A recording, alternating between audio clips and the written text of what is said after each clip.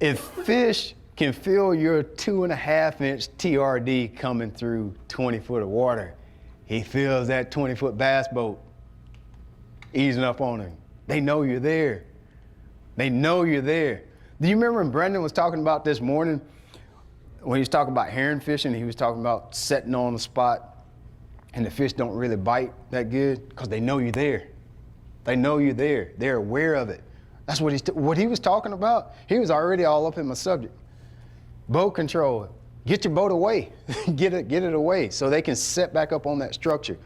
There's so many times when you're approaching a dock, you coming down through there, I mean, you're just going, and you see the dock, you're like, and then you hit there's no brakes on a boat, right? So only way to slow yourself down is throw it in reverse. You throw it in reverse, and you prop wash all up under that dock.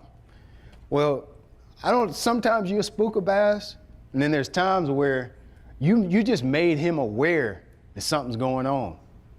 Curious nature of a fish, he swims out under the dock to see what all that hollering was that you just did and pushing water and sloshing around. He wants to see what was going on. You just ruined the opportunity to catch that fish because now he swims off into the abyss. That's the boat control stuff that matters. Setting on those brush piles too long, like he was talking this morning about herring fishing. When you throw up there and you catch one or two, you done pull them all off. They saw the boat and they scatter. Dude, get out of there, leave. They know you're there. They hear the sonar ping. Are they scared of it? Probably not, but they're curious and it pulls them off the structure and you can't catch them. You know what fishing really is? We can almost only catch the fish that relate to structure. You know what your sonar sounds like? You ever listen to your sonar when it's off the trailer? They hear that. Like you don't think they don't hear that. They hear that. If you don't believe they hear that, put a GoPro under the water next time. Don't do it now, you might die. Get in the water with a GoPro and swim around your boat and listen to that footage. Listen to what a trolling motor sounds like under the water. Dude, it's loud as crap.